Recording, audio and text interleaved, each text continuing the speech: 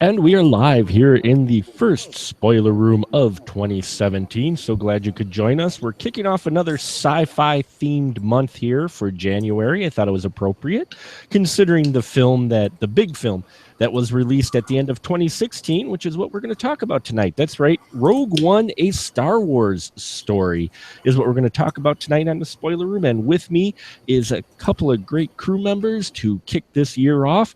First off, we have the BFD himself, Mr. Glenn Bittner. Hello, Glenn. How's it going, guys? Good. You kind of got that Wolfman Jack thing going on. So glad you could join us, even though you've got a bit of a cold. So happy to have you here. And next to him is Ferret Bowtie Man himself, Mr. Paul Salzer. Hello, Paul. Hello. Should I talk really, really, really high-pitched for the rest of the episode? I prefer you not, just it hurts my throat, so I would prefer to go with my regular voice. Plus it's just freaking creepy, man. Is it? I don't know what it sounds like. It sounds like, it sounds like Alvin on crack is what it sounds like. I'll have to listen to it on the podcast. You'll just have to tune in. Yes. So tonight, yes, we are talking about Rogue One, the first spin-off Star Wars movie to hit the big screen. It hit it last year. It is cruising right now, a little over $800 million. No big surprise. Directed by Gareth Edwards. And basically it gives us that story that everybody was wondering about, is how the hell did the Rebel Alliance get those plans for the Death Star? And well, this tells us the story of that, of how the character Jyn Erso and her family are involved with it, how she gets caught up in the rebellion and plays an integral part in getting those coveted plans. Rogue One. Now, I talked to Glenn after we got out of it, and it's funny that we kind of had a little bit of a swap here on the discussion when we were talking about it, of our feelings on it. Glenn, how did you feel about Rogue One when you came out of it? I enjoyed it. Did it make you feel like you did when you watched the first? No, nothing ever will. Nothing ever will. I mean, it's there's something about seeing a movie like Star Wars when you're 6 years old that you can't. There's nothing that can compare to it. I mean, yeah, you can say, "Oh, it made me feel like a kid again," but that level of wonder it can't be repeated. It can't. But you still felt good. You felt like you got your money's worth out of it. Yeah, I did. Mm-hmm. And how about you, Paul? When you came out of Rogue One, did you feel like it was a satisfying Star Wars film? Oh, definitely. I was quite satisfied with it. I was also satisfied with how it was done technically. It didn't give me the sense of joy like the first films did, but it also didn't give me a sense of the togetherness that I had when I watched episode 1 through 3 with my friends, because we did the camp out thing. And since we didn't do it for Rogue One, it did feel a little bit different. We didn't have that togetherness. But after watching the movie, it still was a good movie, and it's something that I would enjoy watching again and again, and possibly again. Wait, you camped out for the prequels? Oh yeah, definitely we did. Because we were too young for the originals to do that. No, I'm giving you a hard time because it's the prequels. Yeah, it didn't turn out as well, but honestly, that camping out made the experience a whole lot better, because we still had that experience. We felt like what the rebels would feel like, together, camping out, and there was actually a guy that drove by and threw a McDonald's milkshake at us, and it splattered all over the pavement thing. He may have seen the movie ahead of time and was just giving you a warning of his opinion on the film. But no, just kidding. I came out of Rogue One very happy. You see some of the quotes when it first came out. Oh, best Star Wars film ever. I'm like, that's really debatable. But I will say I came out satisfied, though I did have some questions and some quips about it, as we do with every film here. And we'll dive in here really quick. The first big thing that everybody commented on, and I was happy they didn't do it, was everybody talked about Oh, there was no crawl.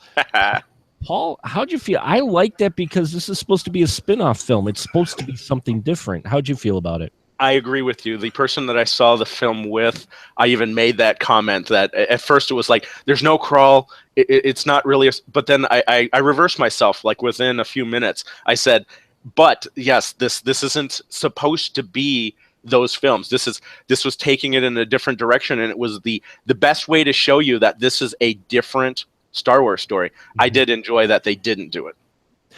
So did I. Glenn, how about you? Did you miss the crawl, or were you fine with the fact that they didn't do a crawl for a Star Wars movie? I mean, it surprised me at first, but it didn't really bother me. Mm-hmm. I know there was some criticism for the film on that, and it didn't bother me. I was happy they didn't, because I was like, leave the crawl to the main Skywalker saga. Make them feel different. Make these spin-off movies, take risks with them, which is what I hoped they would do with it. And this one, I felt they kind of did with it, at least tone for some of the film. Now, I was reading an article recently that said Gareth Edwards said that apparently up until about 6 months or 4 months before they actually started shooting, there was a crawl planned. And then in the production meeting, they had kind of decided not to do it. And at first he was disappointed, but then it was like, well, that whole opening scene where we get introduced to, our main bad guy here. Let's see, which one was it that Orson... Was it Orson Krennic? No, that was what was his name? General. I think you had it right. It's Krennic. Krennic. Yeah, it was Krennic. Yep. Yeah. Okay. Sorry, there's a lot of characters in this movie, so I apologize. Yeah, Orson Krennic, where we're introduced to him and Jen Erso's dad, played by Mads Mikkelsen, who I wish would have got more screen time, but I like him. So, but that was kind of their crawl through live action, wasn't it, Glenn? In the fact that we get that before we really get the title of Rogue One. So we kind of saw the crawl acted out, would you say? In that opening scenes? I guess. I think that, at least that's the feeling I got, was kind of like, okay, this is something that maybe in this, with the crawl, we would have got that in summary saying, Jen Erso and Dad, and we got it in text, and there instead we got it about a little 5-minute teaser, I guess you could call it. Sure. So if they really wanted a crawl, though, just look at the New Hope's crawl. The first 2 paragraphs are pretty much the movie. So yeah, that's true. So people should just be quiet. There you go. The entire movie is based off of those first 2 paragraphs of A New Hope. Which actually, I'm glad you brought up A New Hope, because it was one of the things where I had a problem a bit with the first act in this film, and it is the fact of they want it to be a standalone kind of spin-off film, but have it tied to the Star Wars universe. But for me, that first, say, 20 minutes or so, I didn't quite like the fan service. I know it sounds weird because I'm a huge Star Wars fan. Don't get me wrong. I loved all the movies. I enjoyed this one quite a bit. But for me, in that beginning with the references that they were making with the Easter eggs and that, it kind of took me out of it a little bit for some of those, because my brain was trying to piece them in and how they fit into the movies ahead of time. And I know, Glenn, we had that discussion a bit, and you didn't mind the Easter eggs, did you? No, I liked them. Mm-hmm. You didn't feel like they were too blatant or just put in there for fan service? Yes, they're there for fan service, but I don't think that it in any way detracts from the film. Mm-hmm. I think it's just a nice little tip of the hat to, hey, this stuff all fits together. And I guess for me, it just made me realize that there's like only 2 designers of homes on barren planets in the world, in the universe, because they all make those round buildings and the same moisture evaporators. The evaporators I could see. I guess the building for Jen Erso's childhood home felt just a little bit too much like the Skywalker home to me. and I'm like, okay, I'll give them that. But then we had and I always forget their names, but we had the man who was wanted in 12 Systems and his walrus buddy at Jeddah which is a city that, yes, this is a spoiler room, and if you haven't seen this film, shame on you, it gets annihilated soon, and you're like, wow, how quick did they get off that planet? But those two, I guess those really stuck out. That little scene with those two really bugged me. What about you, Paul? What'd you think of all the fan service Easter eggs in the beginning? Because they seem to be chocked more full in the beginning than the rest of the movie. I actually agree with, I agree with Glenn, because I was not bothered by it at all. In fact, overall, I didn't think it did took away from the movie for me in any bit. And there were some added things with like, oh wait, wasn't that? And then I actually had to do some research on the movie, and it's like, oh wait, it is this character. I thought it was this character, and it just made me happy. Afterwards, it was just it was an Easter egg as it was intended to be. It wasn't to it wasn't going to draw my attention away from the storyline, because the story kept moving. And afterwards, when that little spark happened, it was like what the Easter egg was intended to be. So I enjoyed them. I really did. Yeah, I guess the one that stuck out for me was our two guys that we saw in A New Hope in the cantina, namely because the walrus head was huge. I'm sorry, they that felt like last minute, because I looked at it going, his head's not that big in the in A New Hope. They kind of I think missed the mark there a little bit with the costuming and the mask and that. But so we have our main character, Jyn Erso, who is the leader basically of this ragtag group of misfits who go after the Death Star plans. And I really enjoyed her character quite a bit. And I know some people said that she kind of felt like she got a little bit shortchanged, but I thought they wrote her well, especially in that escape scene, which I guess was one of the reshoots, was her escaping and getting broken out from the Imperial incarceration from the prison planet there. Paul, what'd you think of Jyn Erso's character?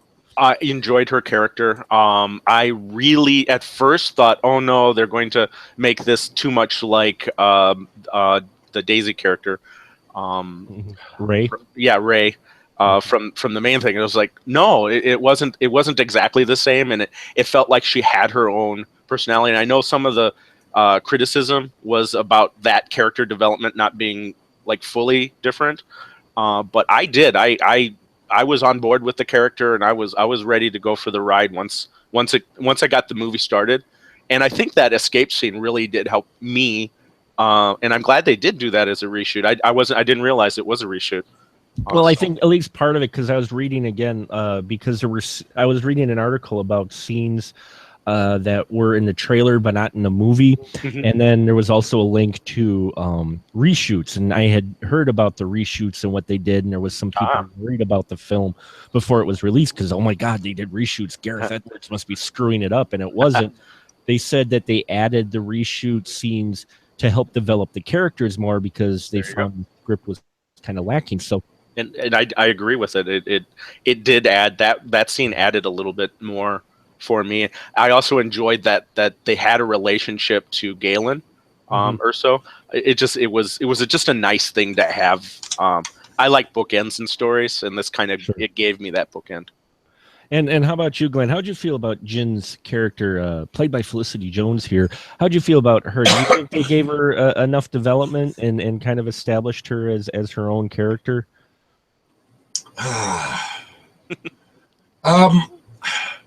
I like the character, and I don't want what I say next to make it sound like I don't like the character, but they paint her as this, when she has a line, I'm a rebel, I rebel, and this is, this kind of doesn't go by the rules kind of girl, and all of a sudden she's just like, they're like, well, they mentioned the word hope, and she's like, oh yeah, hope, okay, I'm the hope girl now, and there was like no real shift. It just all of a sudden they say how she's like this rebel, who doesn't trust anyone, blah, blah, blah. But then it's like instantly poster child for the rebellion.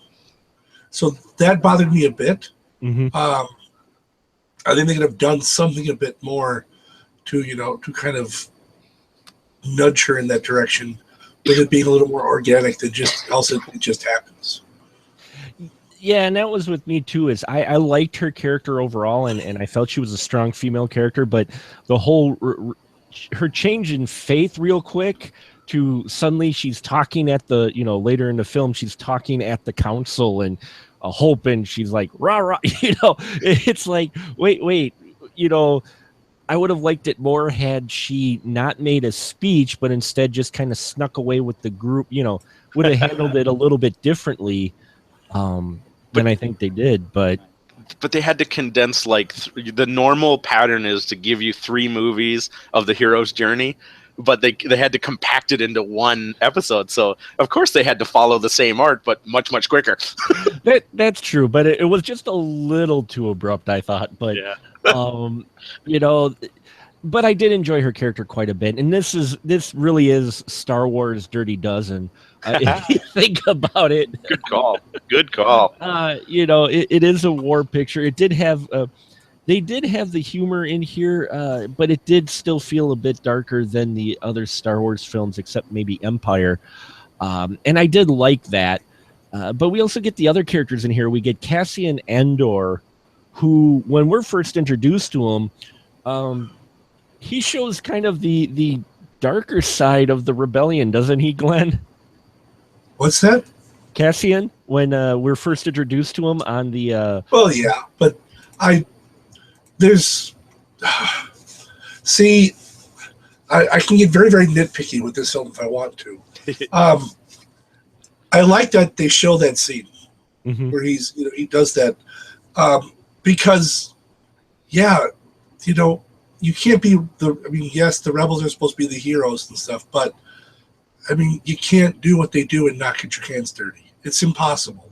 It really, really is. But it's like he does that, and they portray him as, it's like the same thing they did with Jin, is she's a rebel. Oh no, she's not. And then with him, it's like, oh, he's this kind of badass who will do anything. And it's also, it's like, and that's like the last bad thing he does. Yeah. So it's just that they had these great ideas for characters, but they just had them, flip on a dime. And that bugged me a bit. It wasn't enough to like ruin the story for me. Like I know I've seen some video reviews of people who just like everything is nitpick is not even a big enough word for what they do with it. But yeah, for me, and apparently, again, if I read the article right, that was a reshoot as well. What they did with Cassian on where he shoots his buddy in the back, who everybody said, well, he shoots his buddy in the back. I'm like, I never got that he was quite his buddy. It was just kind of an informant that you didn't quite trust anyway, because the guy was really nervous. So he kind of offed him. I'm like, that kind of fit the whole vibe they were trying to go for with the film, which is, this is a war pick. It's Star Wars, and I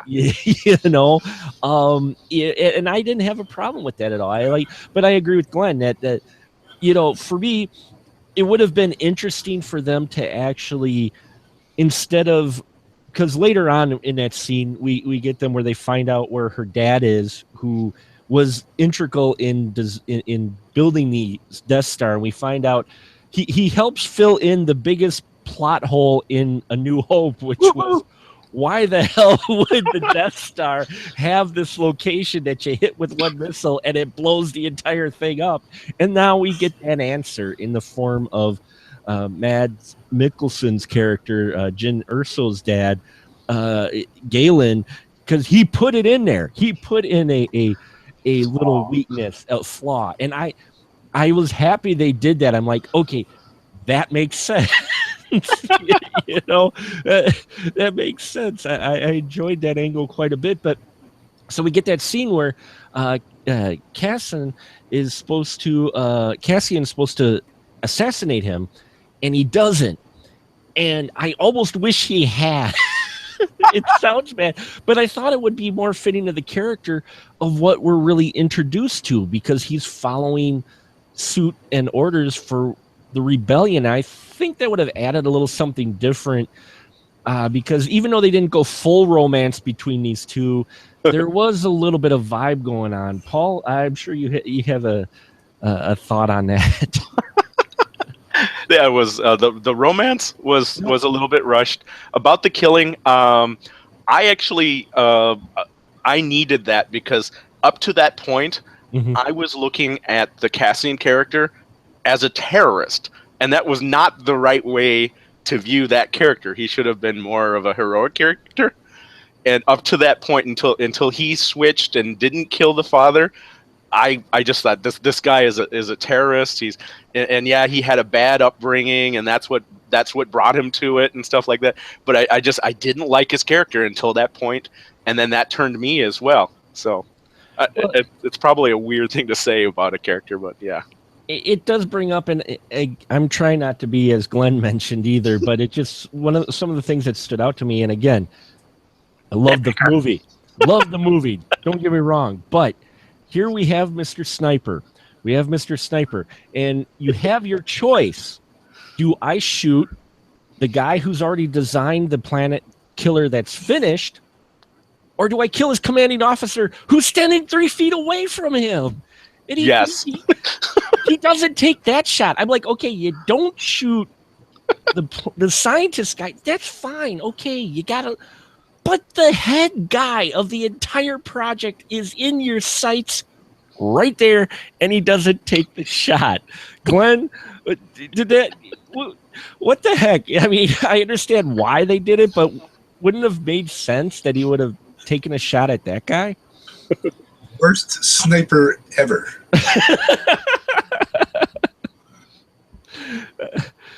He was, and I guess that's what got me with the one scene in there. I know why they did it, and it's just one of those where I wish they would have approached it differently because it makes for a great scene, sure. But I'm sitting here going, okay, these guys are rebels. They've got a planet-killing weapon that could possibly annihilate everybody, and they've got a guy who obviously is someone of big importance because he's got 4 black metal soldiers around him who are badass. So this guy's actually important.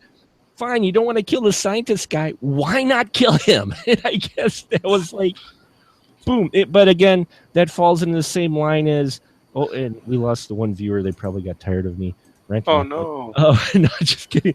But it goes the same along the lines of, in A New Hope, we shoot every pod that has life signs except the one pod that doesn't. That one we let go. Well, it's obvious they wouldn't put plans in that one.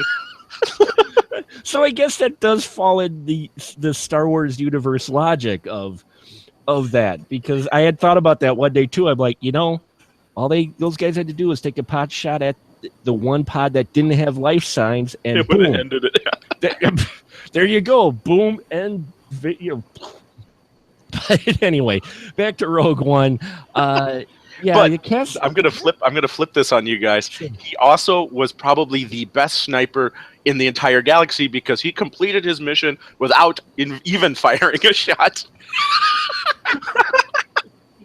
That's true. He did complete his mission because the rebels came in and just firebombed the entire base. Why didn't they just do that to begin with?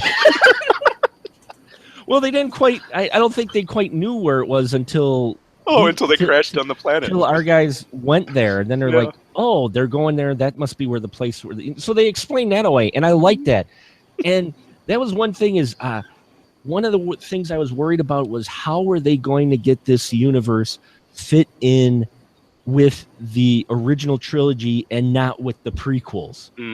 And I thought with the production design, I thought they did very well with that. Glenn, did this feel like it was set at the same time as A New Hope with the way the ships and everything were designed and the weapons and such? Yeah, I think so. It's definitely has that Star Wars feel to it. There's not really. I mean, you get that kind of, it's, I'm trying to think of the best way to phrase it, where it's that good mix of practically, I don't want to say primitive, but, high-tech science, but mixed with, 1640s Europe. You know, it's that. Yeah, no, You know, it's yeah. you know, people living in basically, you know, it's a lot of mud huts and stuff like that, and Mhm. you know, it's definitely uniquely Star Wars. Yeah, and I thought, although when you get a new film like this, they like to introduce new characters like new stormtroopers and new ships and such, and it makes you wonder where were those in the other one. But it is a big universe. So even though the entire universe circles around the Skywalkers as far as technology goes, there's all kinds of different ships across the universe, which I did like. I like the design of the you know, the new troopers that we get. Krennic's black guards, if you will, his special elite guards, which were pretty badass for the small amount of time we get to see him. But It's all the U-wing, man. All the U-wing. the U-wing, yes. Yeah, it's like they said, you know, the X-wing's pretty cool. What if we can like crossbred it with a Vietnam era helicopter? Yes. I love the fact that it's basically, you know, it's a fighter, but it's more of a, you know, like a troop carrying gunship. Mm-hmm. Yeah, I really liked that ship. I thought it made sense. It was cool to see that they had a ship like that was like a troop transport, an armored transport, if you will. You know, though we get the same thing as we do with the S-foils, as in the wings go forward and back at, you know, it seems like when they want them to. I kid at that. I know there's technology, you know, there's books written about it and everything of why the wings do that. But I always laugh when they do that because it's like, oh, open the wings, close the wings. You could still do things with it. But I want one of those technical manuals to be truthful and say the reason why it does this is because it looks cool on film. Period. It's visual. I mean, it's the same reason why and I'm going to bring up the other sci-fi series here, Star Trek Voyager, why the nacelles moved from flat to moving up. They didn't really need to. Come on, but it looks cool when it takes off. And, you know. But yeah, I dug the U-wing.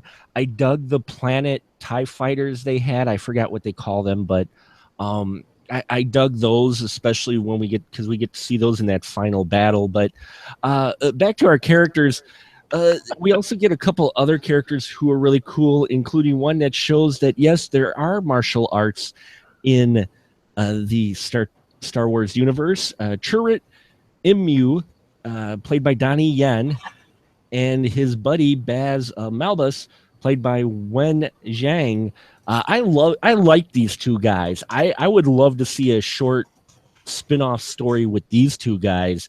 Paul, how'd you feel about them and the fact that they brought in martial arts into the Star Wars universe a little bit more, though it is a bit stereotypical, as some people point out, that the guy who is Asian is the one who's doing the martial arts, where I'll argue that, okay, in Hollywood, if you want a guy who's really good at martial arts, Get somebody trained at it to do. Donnie Yen. Okay. Yes. It's not the fact he's Asian, it's because he kicks freaking ass. How do you feel about these? I mean, you know who his mom is. I mean, there's no surprise he kicks ass. Who's his mom? You don't know his Bosun, Mark? You don't know? Oh my God, she's like a legend. Oh, okay, yeah. I forgot her name. I know who you're talking about, though. Yeah. Yeah, she was major kick ass as well. Yeah, I forget her name offhand. I know who you're talking about. It's right there, but but you know, everybody said, "Oh, you picked the Asian guy sure to do the." I'm like, no, they picked a guy who's really freaking good at martial arts. But wasn't his friend Asian as well? And he carried a big gun. Nobody said anything about that. yeah. I was gonna say, Wen Zhang shows that yes, we do have heavy gunners in the in this universe as well. Yeah. You know, he's pretty much got a blaster minigun, which was awesome. I know. But I liked these two quite a bit. I thought they played off each other well in this film, and they were kind of a nice little counterbalance to other characters. And we have Chirrut, who was a monk who helped protect Jedi temples before they got annihilated, except for the one that Vader built on the planet that he got chopped and burned on, which I guess that maybe that was suggested by his therapist. I don't know. But the monk thing I liked.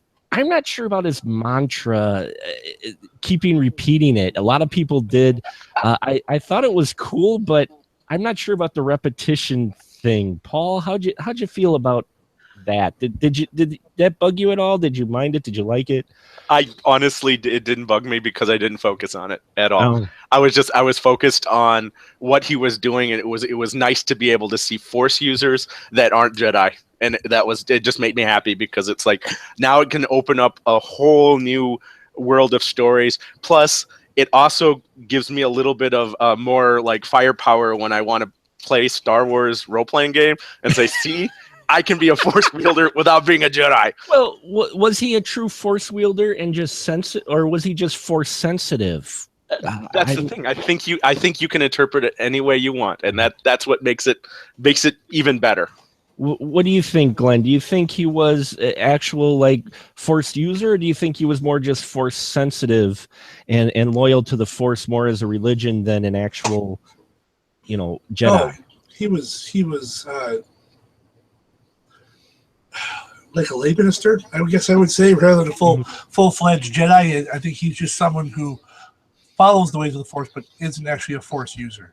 Mm-hmm. He follows all the virtues and everything of it, even if he's not really an actual classified Jedi. He still follows all the virtues and the teachings of the Force, though he may not be able to levitate things and such. But we do get to see near the final battle at the end where he is walking through a field full of blasters, so it makes you wonder if there maybe is just a little bit of Force use by our guy, even if he's not quite aware of it. He's just praying. And it turns out, or stormtroopers can't really hit. Well, or at least they kept that consistent, right? Stormtroopers can't really hit. Best joke line ever in A New Hope. It These really blast marks, too accurate for sand people, can only be made by. Yeah. Anyway, you know the line.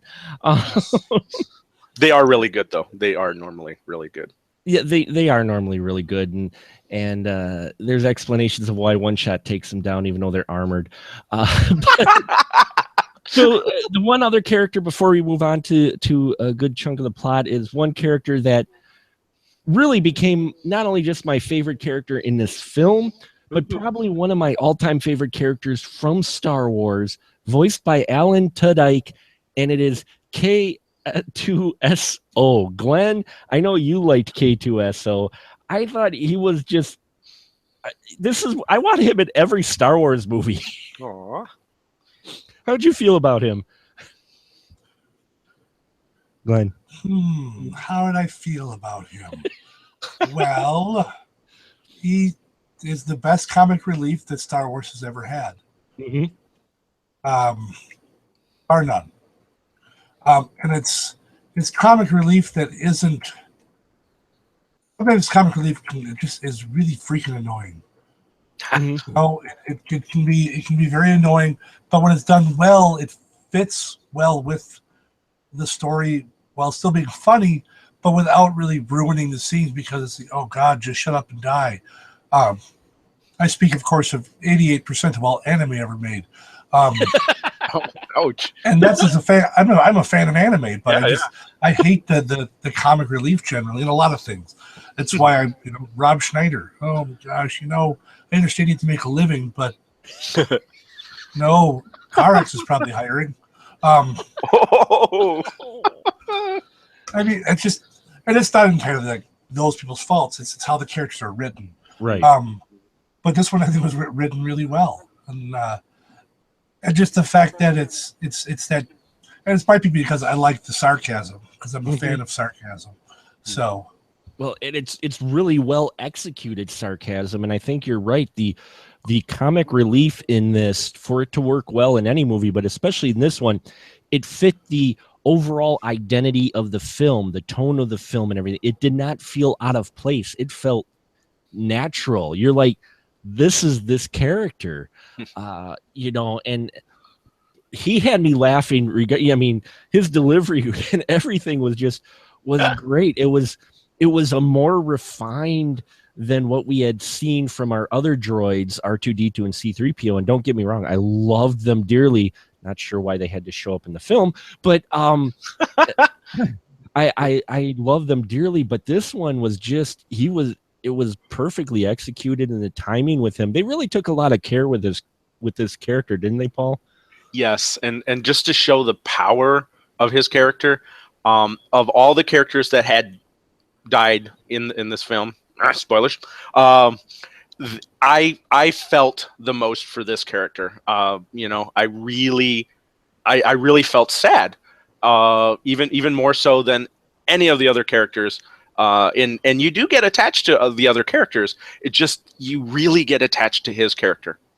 Well, yeah, you feel for him because even for all of his sarcasm, at the end, he pretty much sacrifices himself so Jin and Cassian can steal the plans of the Death Star from the vault. So he locks them in the vault, and he's sitting there taking out stormtroopers and getting pegged left and right, and still sitting there and doing his job at the same time to complete the mission. Mm-hmm. So yeah, that's what I loved about his character. And I will say I felt the most sad about his character too when he died. I felt bad. I was like, oh man, but he's the one that made just a huge sacrifice, and you didn't expect that from his character.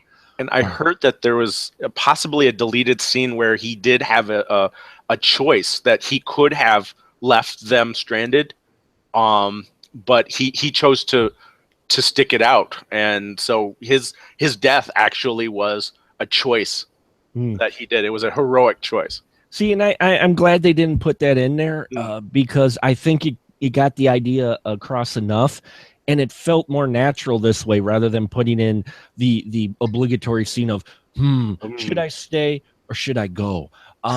It felt more natural this way because it felt like, all right, yep, I'm going to go do this. I'm probably going to die, but I'm going to do this for the mission, not necessarily for you dumb humans, but I'm going to do it for the greater good.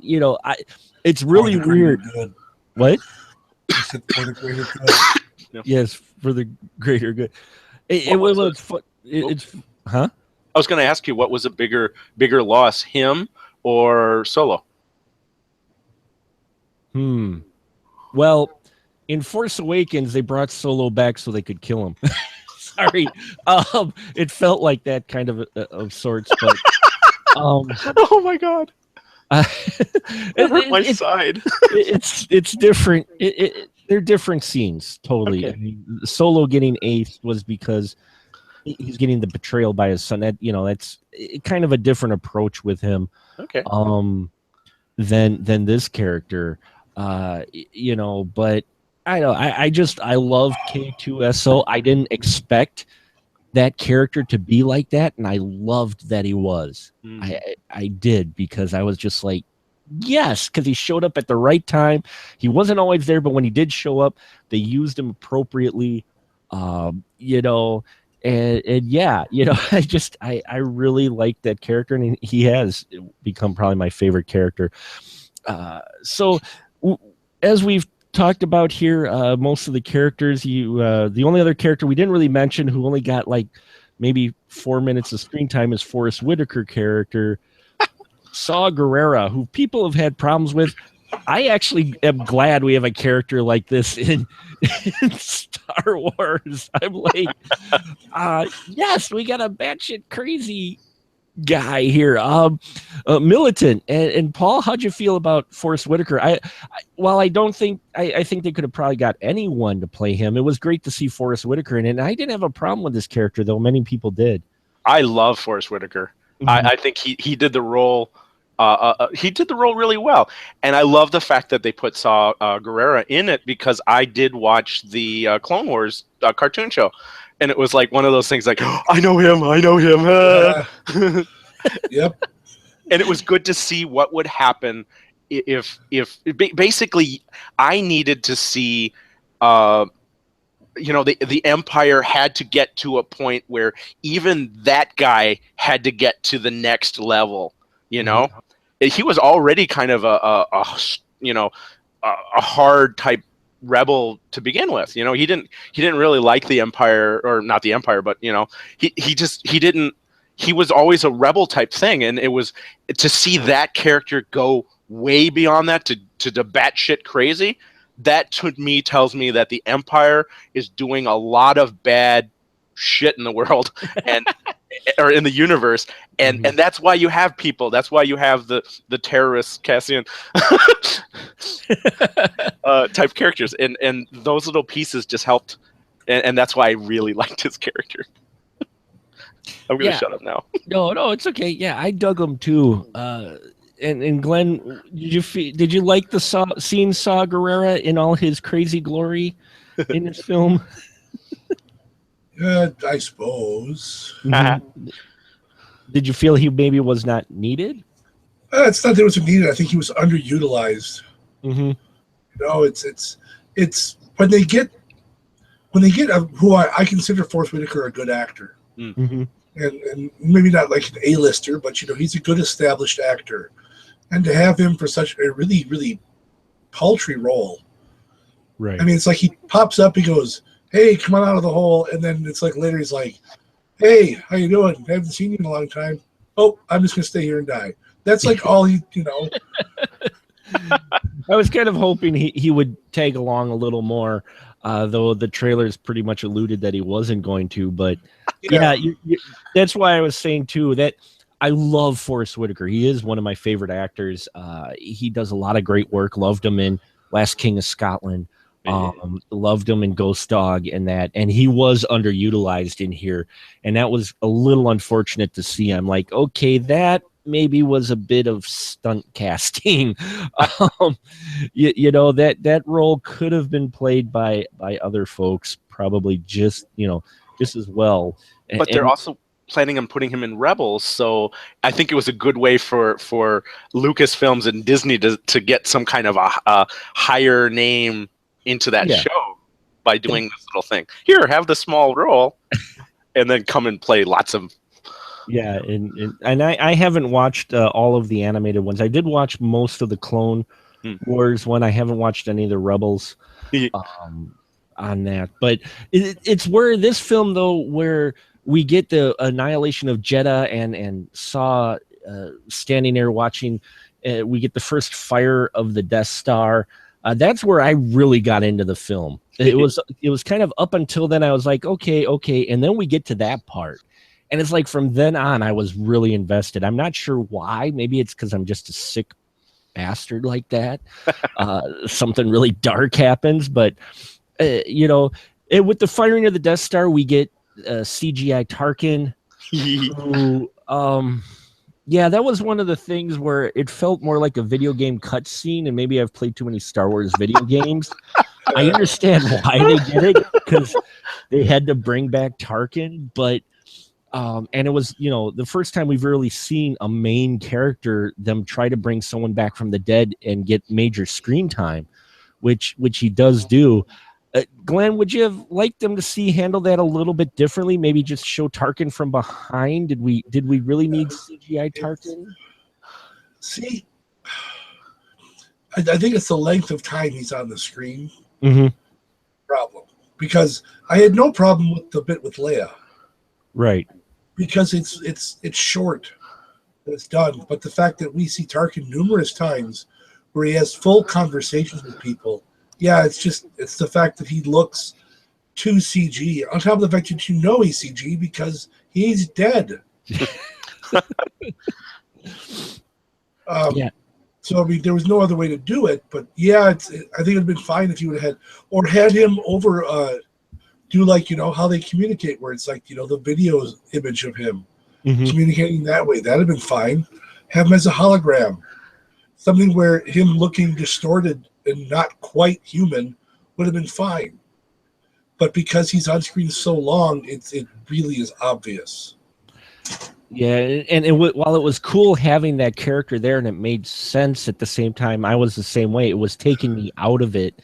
And I would have liked them to try to approach it differently. Either, have a voice similar to him, but you don't actually see the head. He's just someone talking to his back, or you see him from the back, or like you said, do a kind of a Snoke thing where he's a hologram. Yeah. Because for me, yeah, the amount of screen time he was on, I think, just distracted me a bit with that. With Tarkin, Paul, how'd you feel with seeing him? I mean, they played him well. It felt like Tarkin, but at the same time, visually, did you find it as distracting? Yeah, I wasn't distracted at all. I wasn't. Well, yeah, you're Mr. Pinky, though. I only watch movies that I like, so Yep, pretty much. No, that's exactly true. I'm, So it didn't bug you. Well, no, that's cool that it didn't bug you. I know some people it did and some people it didn't. I tell you what didn't bug me, and to this day, even when I saw her in the trailer, oh my lord, was the Mon Mothma character who is played by Genevieve O'Reilly. Yeah, I love seeing her. I was like, wow, good. They went back in time, and yes. did she not look like Mon? I'm like, do a spin-off movie with her now. TV series. That would be awesome.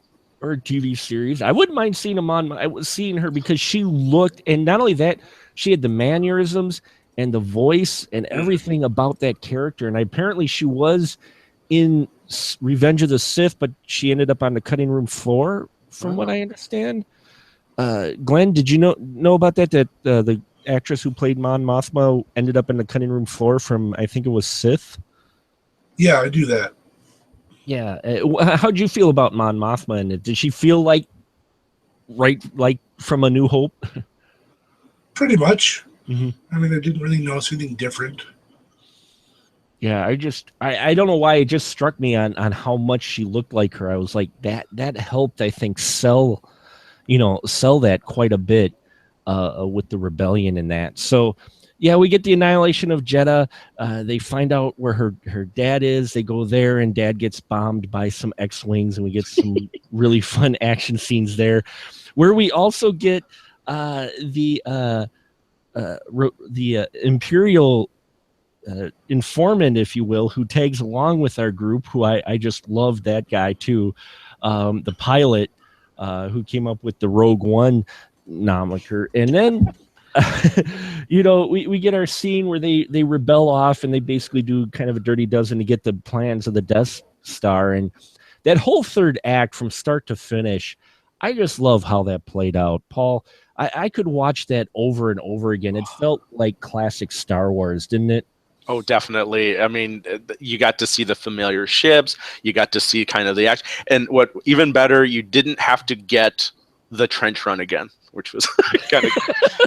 I was worried. I was worried when I saw the gate for the planet shield. I'm like, oh no, we're gonna do another. We're gonna do another trench. Oh no, please don't do another trench. But we didn't. Yeah. But. And the walkers on the planet were just phenomenal. I loved that whole scene. Oh, the way they handled the walkers, and the way they even handled the X-Wings taking out the walkers. Yes. I was like, wow. I'm like, cool. So that's how you take them down. I'm like, why didn't they use some X-Wings on Hoth? But well, so that was a conversation that I had with my Star Wars friends, and we discussed about that, and it's like the speeder lasers were supposed to be just as strong, and so the turrets. And the reason why they were not as effective on Hoth is that these are cargo walkers, not fully armored military assault troop transports. Right. And that's why the lasers on the X-Wing were punched through a lot harder, and that's why. Even if they had the X-Wings, they just wouldn't have done anything. Well, yeah, because these walkers had big gaping holes in them that you could they did. shoot at to break them in half. Though, actually, as someone who has played extensively the Star Wars role-playing game, I can assure you that the quad lasers on a X-Wing are more than a match for an AT-AT's armor. No. Well, there we have it. The expert decision. And are you talking about old school Star Wars role playing where you had to roll like 25 6-sided dice? You have to roll 25, but yes. Okay, not 25. I love that. I like that game quite a bit. But and I mean, if you look at, I'm forgetting his name now. Oh God, I think it's David something. one of the guys who helped a bit with Rogue One, but also is a writer for Star Wars Rebels. He worked for West End Games. Oh, he did. Yeah, he was a modular writer, which is why like episodes of like Rebels, some of them feel like Star Wars RPG modules because they were written by a guy who wrote Star Wars RPG modules. That's how a lot of this movie even feels. It's it's the assembling of your RPG group to go and do this mission. That explains why there was a total party wipe. Yeah. That's why at the end there's a total party wipe. Yeah, that's the end of that's the end of the adventure right there. But wow, now that you mention it, wait, great. Now that you mention it, that's exactly how I'm picturing Rogue One now as a module for the Star Wars group, down to the locations and wow, that does fall in there. But when we watch the prequels, the action scenes with the Star Wars, with the spaceships and that, they felt like prequel fights. This was, I think, the first space battle we've seen in 4 Star Wars films. That's not including The Force Awakens. That we get a major epic clash like this, and it felt, even the way it was directed, felt like it fit right in with the way the Battle of the Death Star at Yavin 4 felt. Didn't it, Paul? It felt classic, didn't it? Oh, yeah, definitely. Oop. Oh, no, go ahead. No, go right ahead. I was going to say, you might say it felt like a Star War. Ooh. Nice. Yes, it did. But I mean, the way they even followed the ships, and I know they worked in some classic footage from A New Hope in that space battle at the end. There's a couple of pilots that do introductions that were actually from A New Hope, and some footage that was never used, and they worked it into this film, which I thought was kind of interesting. Yeah. And we get to find out why Red 5 was available. Yeah, that's right. Though I was disappointed there was no Wedge in this. Yeah. But he would have just annihilated all the bad guys. Everybody would just sat back and no, Wedge has got this. We're good. But no, for me, I thought the space battles were directed just like a new. You could tell they took care in the way they followed the ships. Oh yes, the way the capital ships fought, everything about that. And don't forget the new tactic that I've never seen ever was awesome. Which tactic was? Oh, the hammerhead. The hammerhead, which is from the Now the hammerhead corvette's was that from Extended Universe or from Clone Wars? Or I swear we've seen that before, Glenn, haven't we? I believe the cartoons do mention of the ship, but to use it in the live action, I think is the first time this was. Was that in the RPG? Did they have the hammerhead in the RPG, or am I misremembering, Glenn? I don't think it was in the RPG. That was just in Rebels. Just Rebels, okay. Yeah, I'm pretty sure. I mean, I don't remember everything from the RPG, but. Right. It just felt really familiar because the minute they said Hammerhead Corvette, I'm like, they've got a Hammerhead Corvette. And I'm like, why am I excited about it? How do I know the Hammerhead Corvette?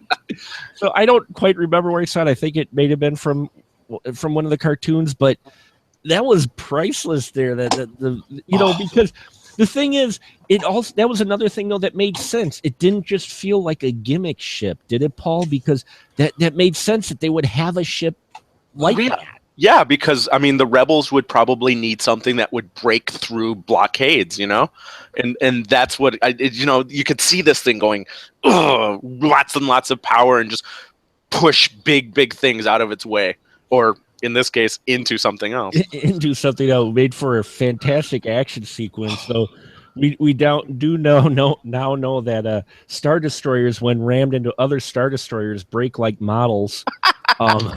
Well, at least they didn't have to shoot at a small little hole the size of a womp rat. That's true. It's true. It wasn't It's all different, which is cool. Mm-hmm. But yeah, I loved how that battle played out. Felt like classic Star Wars. Everything about it. I'm not sure about all our heroes dying at the end. I guess you could see it going that direction, but Glenn, did you feel a need that we had to have that scene at the beach felt a little too? I don't want to say could try, but little over melodramatic, was it even for Star Wars, or did you not have a problem with the way our last two characters basically buy the farm? Whatever. It's the fact that they know they know there's no way out. Right. I mean, they could have gone even sappier and they could have had him kiss or some bullshit like that, but they didn't. Because if they had done that, I'd been like, oh, screw you guys. Screw you. How did that happen? All of it was out of nowhere. So I'm glad they didn't do something stupid like that. Right. Yeah, I was glad they didn't do that either, though. If we take some clips from the trailers, I think that third act was supposed to play out differently, because there are definitely scenes where they're running down the hall with a K2SO, and they're running on the beach away from AT-ATs and she's got the plans strapped to her belt. So I'm not sure how they went about changing that. But yeah. And so that third act supposed to chase them on the beach was the original. Right. Well, it would make sense because you got that scene that they cut from Krennic, who's walking through the water looking at his annihilated soldiers too. You get an epic scene. And apparently Gareth Edwards said the reason a lot of that footage was used in the trailer was because the marketing guys just used their best shot stuff regardless of whether or not it's in the movie. They just said, oh, we just use your best shot stuff. But he's like, it's not in the movie. And they're like, it still looks good. People will appreciate you more by not giving us the entire movie in the trailer. So I know we're getting a little late and it's going a little bit over, but we got one thing we've got to talk about yet. We talked about the third act, talked about the characters. One character we got to talk about who gets his shining moment where we get to see him take on some guys, and that's Darth Vader. He does show up into this film, still voiced by James Earl Jones. Thank you. That was very fitting. I don't know, though. Something with him didn't seem right physically. Was it he not beefy enough or what? I'm not sure, but something just didn't quite fit with the physical representation of Vader. What about you, Paul? Was there something off at all with him on that? I honestly didn't. It didn't bug me. Neither did Tarkin. So that's that whole same thing. I was so focused and in the film that. I mean, they probably could have put like a dancing R2 unit going across the screen, and I wouldn't have cared. See, and maybe it's because I've grown up with these films since I was 2.5 years old. Exactly. But Vader just seemed a little thin. How about you, Glenn? Nit calling pick. Yeah, I know. I'm being nitpicky, but just plus he gets a pun. Even if you said that, I went back and when I watched it again, I'm like, nah, I'm not seeing it. No, okay. I don't know why his character was off for me. I'm not sure. It's better than the toys that they had that came out with him, where he was like uber muscular. I didn't like that one. You remember that one? That was when they released all the Star Wars toys, and they looked like miniature He-Man figures. Yeah, no kidding.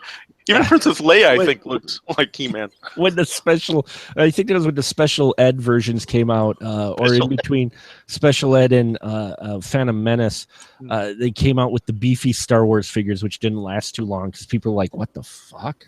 But it's like Luke is not ripped. I'm sorry, just not. But I don't know what it was with the Vader character, but for me, and yes, I know Nit calling pig. Just something didn't quite fit right. And again, maybe it's just because me growing up with it, you get that epic entrance for Vader in the beginning of A New Hope. Had never seen anything like that before. Oh, yeah.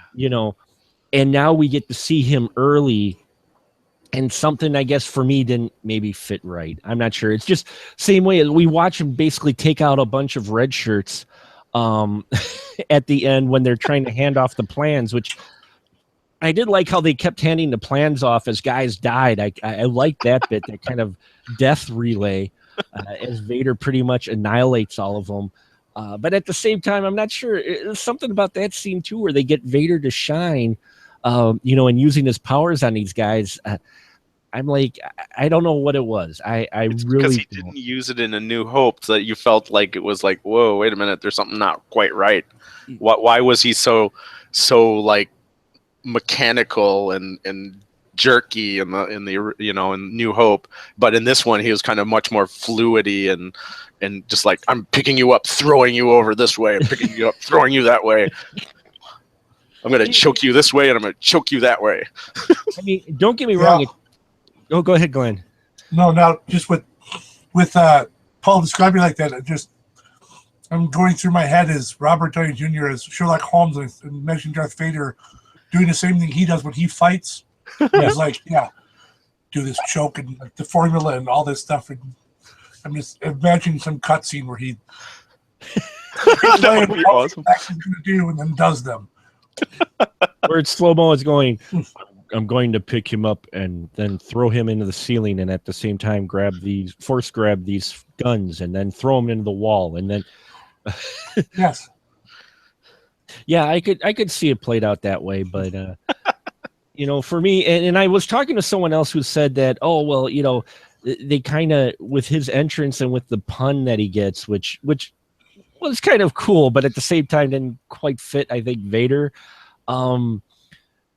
It was like they kind of neutered Vader, and I'm like, please, George Lucas neutered Vader with no in Revenge of the Sith. I'm like, he's been snipped since then. So I'm like, that didn't quite bother me, though. That people argue which order you should watch these films in. I would still recommend watching A New Hope before you watch Rogue One. That's just me. But I think A New Hope should be the one you watch first, and then Empire, and then you don't need to watch Jedi. I like Jedi, don't get me wrong, but out of those three, no, but Yum.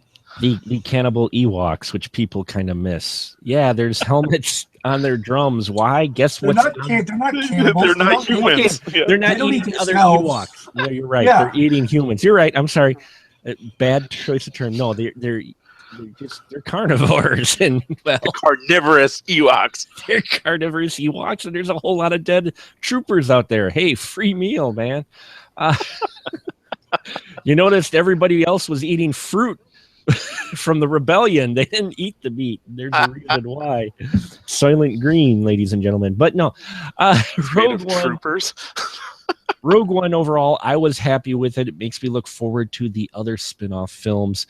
What about you, Glenn? Final thought with Rogue One. Does it make you look forward to them, how they might handle the other spin-off films that aren't part of the Lucas saga? Are you cutting out? Oh, sorry. I'm sorry. No, it's okay. Glenn, I was just wondering, are you looking forward to the other spin-off films that they're planning after seeing Rogue One? Yes. And after the current rumor that's going around right now, too. What's the rumor? Yeah, for the Han Solo film of who may play Han Solo's mentor. Oh, yes. Woody Harrelson. Oh, neat. So... yeah, Woody Harrelson may be coming to the Star Wars universe, which would definitely be interesting. It also would make him a mentor in 2 franchises. That's there you go.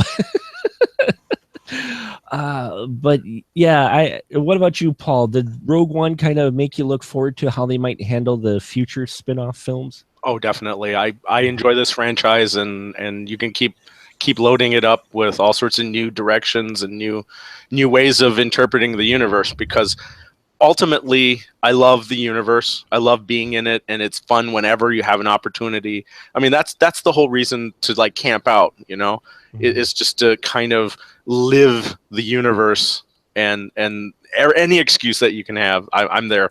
So keep making films like this, even crappy ones. I don't care.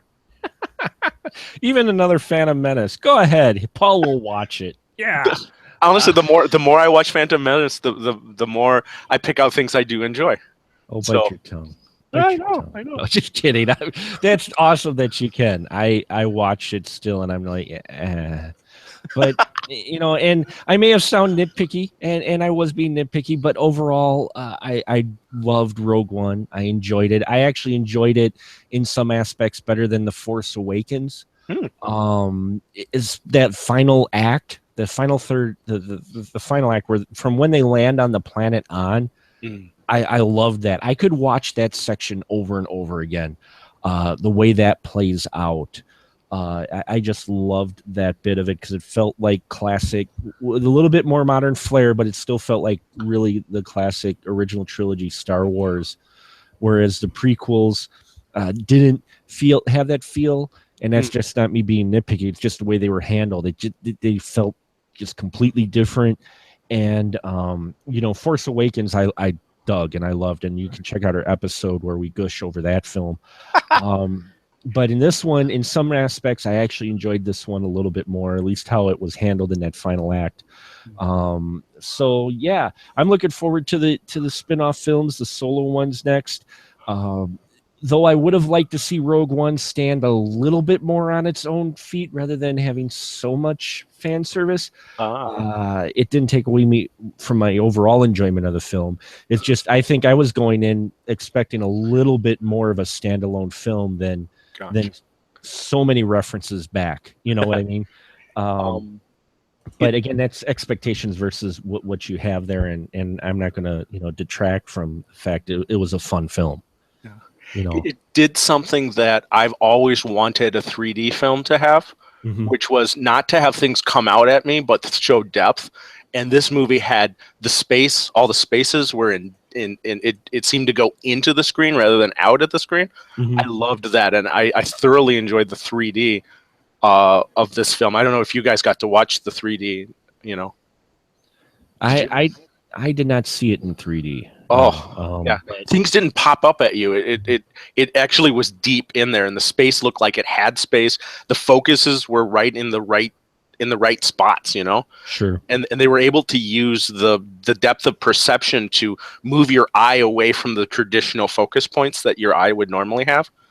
And I thought that was just a neat technical thing that you don't get to see in 3D movies very much, because they're trying to always constantly, ooh, look, I'm throwing a ball at your face.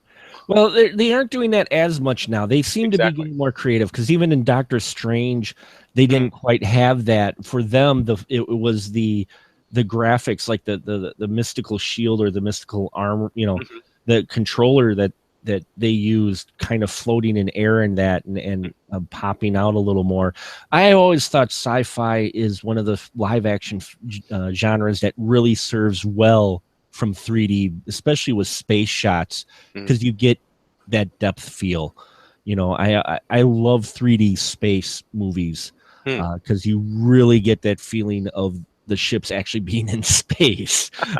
You get that depth that you might not have.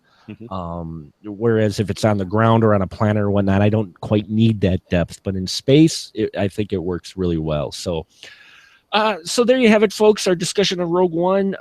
Hope you enjoyed it. This is going to be a sci-fi month themed again. The next 3 films we're going to be covering, because I found them, and we've reached that point in our history. We have 3 sci-fi films that take place in 2017, and we're going to look at each one of those films and see if they are anywhere near where we are now today, and it should be a lot of fun, so stay tuned for that. Please subscribe to us on Stitcher Radio and iTunes. Rate and comment. Love to hear your thoughts there. And Glenn, where can they find you at when you're not here? My room. But why are you in my room?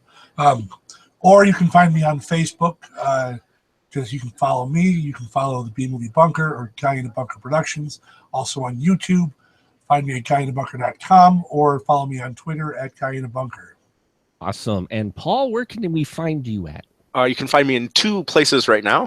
The first place is Forsaken Film Reviews, and the second place you can find me is on the Astro Radio Z Network as part of Film Jerks 2.0. Awesome. Great stuff. Listen in on that and catch Glenn's reviews. They're great, especially for a scale of 1 to 10s, as well as just some very informative reviews in general. And Paul as well with the Film Jerks doing some great stuff there. And I am very honored that you guys wanted to join us to talk about Star Wars. If at all you're interested in any of my other stuff, head over to specialmarkproductions.com where you can find the podcast archive as well as some reviews that I do as well. You can also find me on We Live Entertainment. And I'm pretty much everywhere. But if you go to that site, you can find links from there to my other things. So we appreciate you listening in. Hope you enjoyed the show. And until next time, may the force be with you. Say goodnight, gentlemen. Good night, gentlemen. Good night.